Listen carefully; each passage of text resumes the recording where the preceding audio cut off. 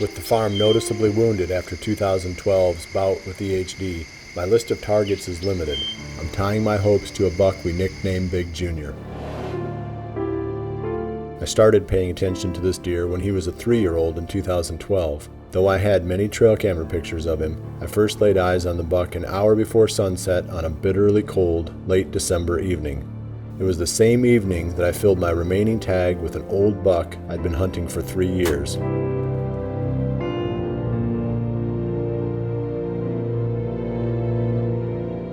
I had a gut feeling this young buck was going to blow up into something special, and he did.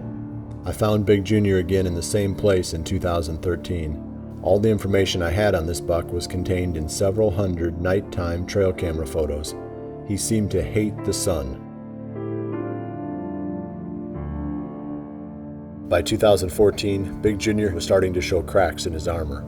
Early in September, I started getting daylight trail camera photos of the deer and saw him 3 times while hunting, twice in November and once in early December. Though I hunted often and carefully within the buck's proven range, I never saw him again in 2014. The first step in my hunt for the buck this season is setting the trap, and Big and Beastie is the bait.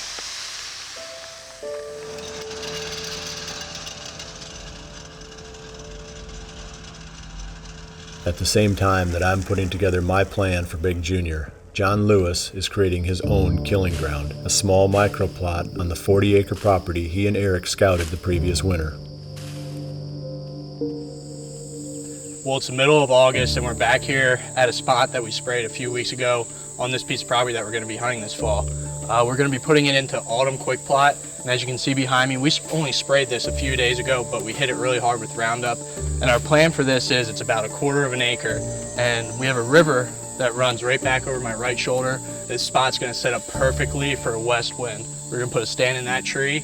We got a lot of trails running north and south along right through here. We got a fence right here, opening right here, and everything to my south is all bedding. So in theory, on a west wind, we'll be able to come down this creek, hop right in this stand, and the banks are so steep that the deer can't cross it. We'll blow west wind back over the creek, and a buck should want to cruise this downwind side of all these bedding areas. We're going to be poor man style in this. We don't even have a weed whacker, so we got a little sickle. We're going to knock all this brush down real quick, bring in a little hand tiller, get it ripped up, and we'll have some autumn quick plot in the ground. And come October, when everything else is starting to die, we're going to have a nice green plot to hunt over.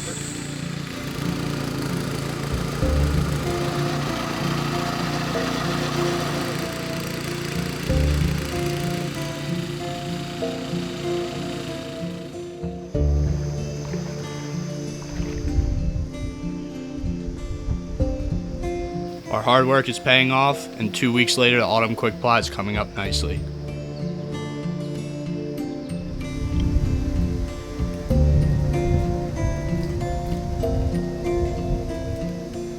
With the muddy stands firmly in place, we came back a week later to spray the plot with Deer Grow plot boost and check cameras.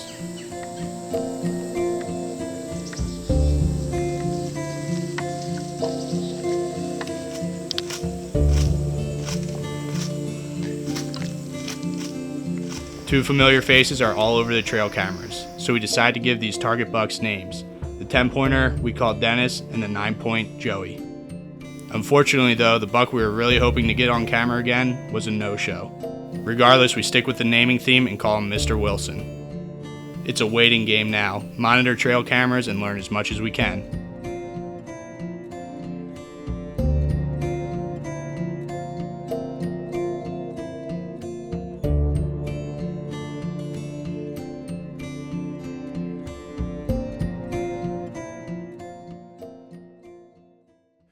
Every sighting that I got of Big Junior during that season came from my 10-foot redneck blind. I put these things in locations where it would be very difficult to hunt from a tree stand.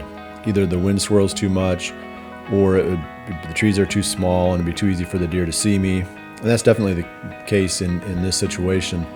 It's a marginal area made huntable by using these redneck blinds.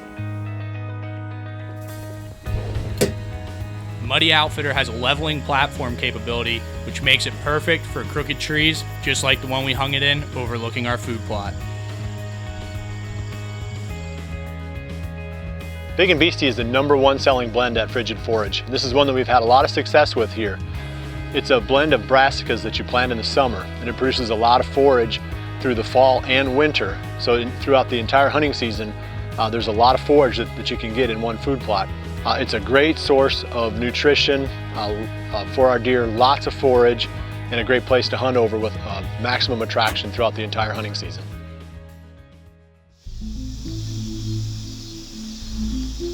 After filming the Big Ten, I continue scouting this vast expanse of timber where I think he's living.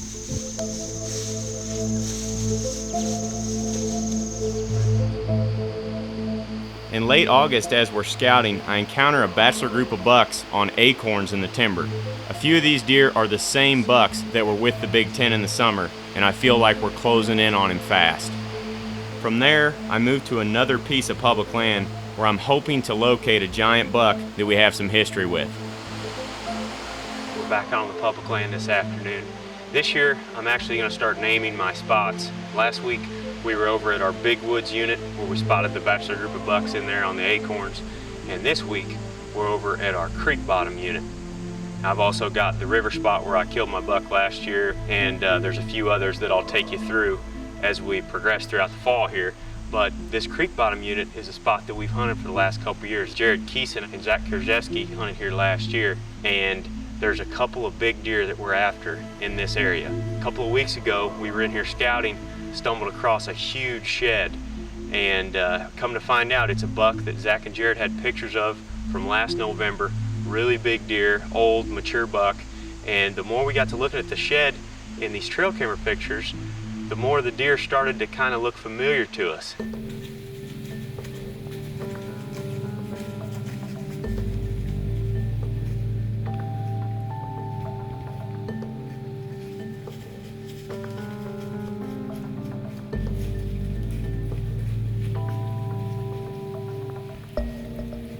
I've got him. Wait.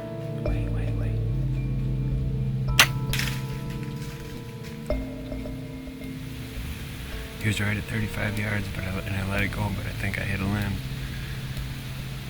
That sucks, but that's hunting. And I went back looking at some of our old footage from recent years out here on the public land, and this is a buck that Eric Barber actually missed back in 2013 with me. And the intriguing thing here is the shed was found almost 3.5 miles away from where Eric missed that buck. Pretty cool deer. We know he's a roamer, obviously, so he's going to be hard to catch up with, but that's the #1 buck that we're looking for in this creek bottom unit. We're going to keep cruising down this creek here and looking for some more crossings. We're going to hang a few more cameras in this area, but we'll be back in this creek bottom unit here in a couple weeks to hang some stands and hopefully get a glimpse of the Barber buck this fall.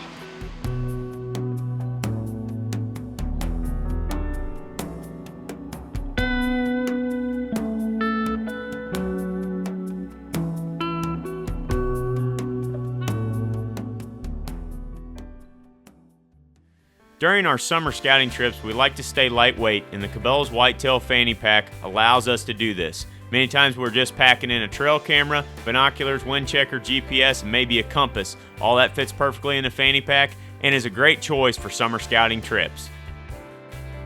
Hoyt bows are built to last. I've had the same Alpha Max now for 6 years, and it's my weapon of choice again this fall.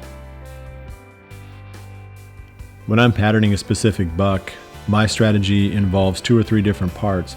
I go about this by putting bait in front of my trail cameras. In this case, the perfect camera would be the Muddy ProCam 10.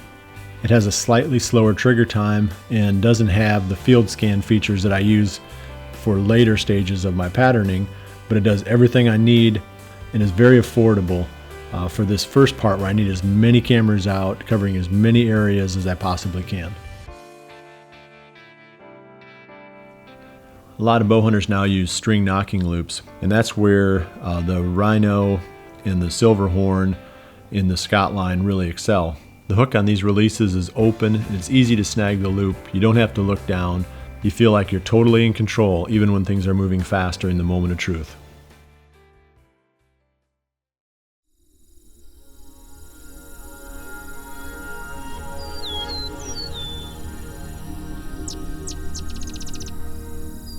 With our preparation firmly underway, it is nice to hear from our friends in Kansas that they are also on some great bucks.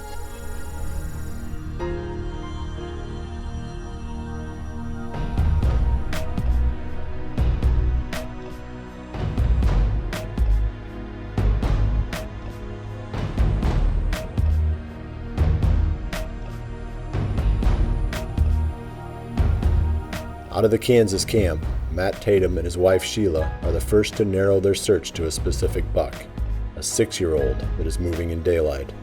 Sheila has the early muzzleloader tag that will kick off their season.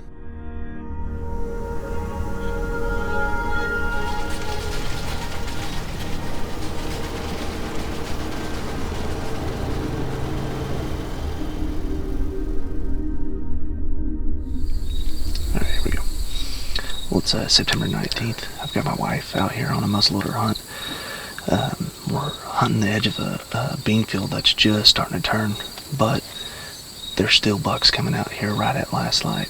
A cold front just pushed in yesterday evening and dropped temperature about 15 degrees, so the bucks really should be on their feet tonight, and hopefully we'll get some on the ground tonight. On the same day, September 19th, Mike Reed kicks off his season in the eastern Iowa urban zone.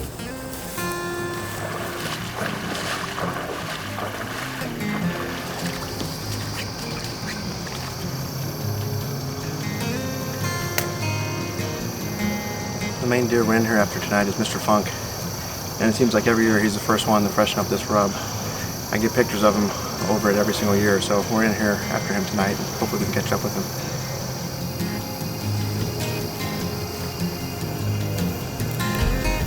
Saturday, September 19th, opening day of the urban hunt. The point is to control the deer population, so the goal is to shoot as many does as possible.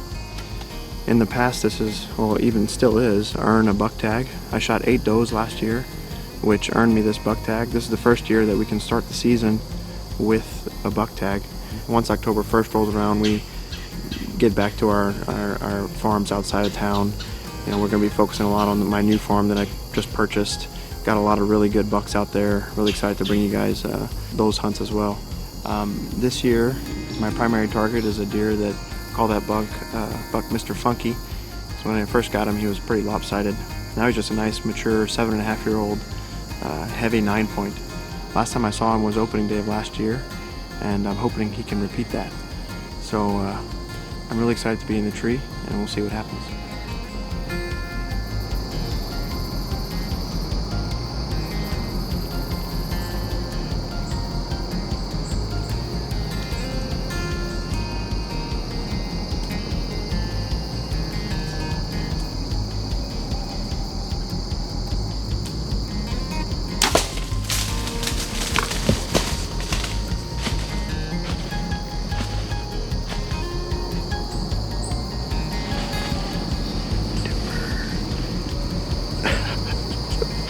First deer of the year.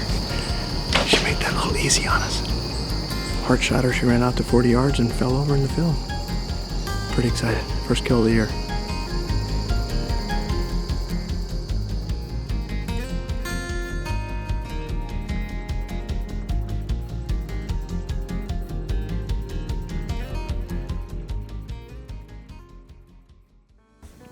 Trophy rocks are good for deer and create the perfect place to get summer trail camera photos. I like to place mine on stones or on stumps, which keeps it from sitting in a pool of water and extends the life of the trophy rock. The Ozonics unit goes with me everywhere that I hunt now, whether it's in the blind or in the tree. And to make things more convenient, Ozonics makes a mounting bracket that allows you to snap the unit into place quickly.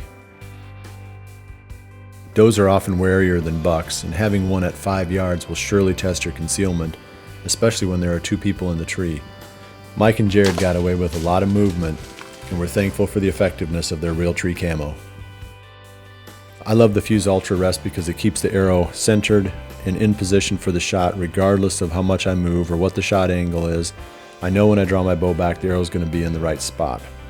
Also, because it's a drop-away rest, when I release the string, the rest gets out of the way and I get perfect arrow flight.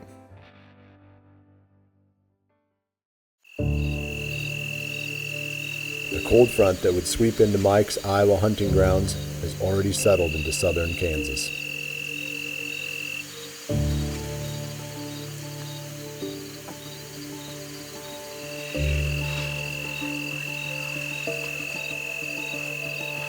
Get your gun. That's a shooter. You want shooting? No, he's a mature deer. Get your gun.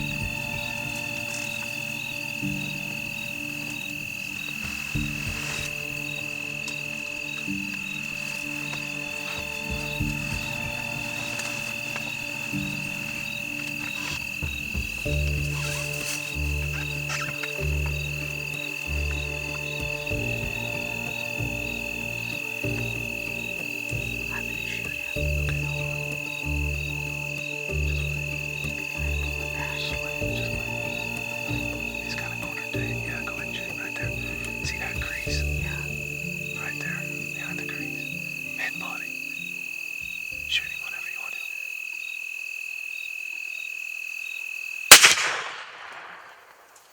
I shot him. He's dead.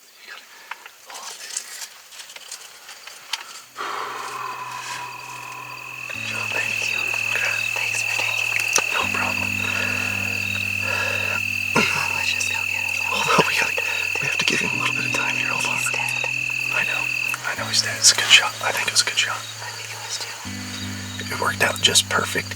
Actually, they came out really earlier than I was planning on. I mean, it's like 6:45, and that was one of the 4 bucks that we were after. There's a buck I call 8 Ball. He was actually running with the buck I shot last year. Just an awesome buck and an awesome hunt. So I'm so happy for you. You have anything to say? No, just excited. Go get him. You just want to go get him.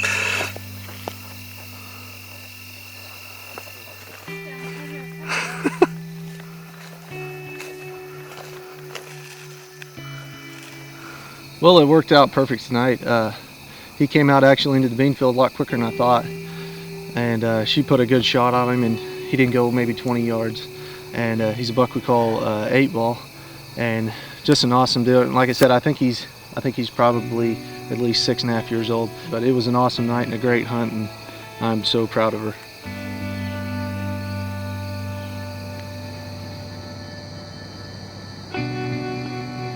As Mike's first evening comes to a close, Mr. Funky is a no-show.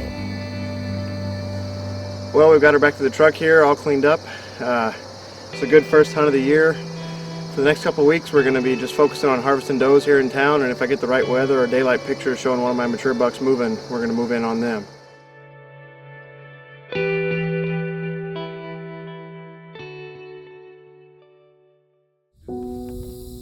With Mike's season firmly underway in the urban zone and Aaron in full search for the barber buck, my own quest for Big Junior is just getting started.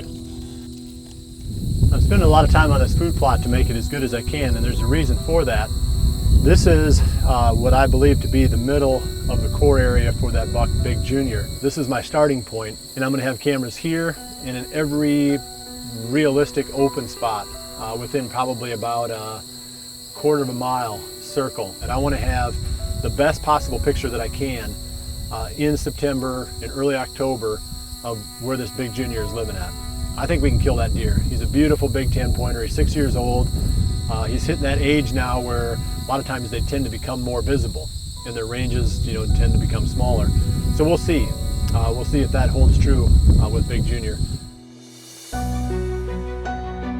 As the bucks begin settling into their fall ranges, we have a short window of time in which to learn everything we can about the bucks we are hunting and put together a plan that will take us through the season.